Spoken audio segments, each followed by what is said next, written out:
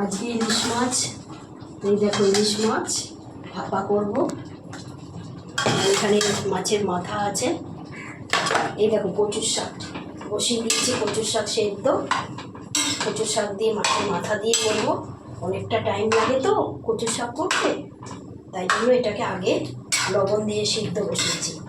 আর এইখানে দেখো বন্ধুরা, এই যে আমার ফেভারিট মাছ তেলাপিয়া মাছের ঝাল, আমি খুব ভালো খাই, মেয়েরা খায় না তবে আমি খাই।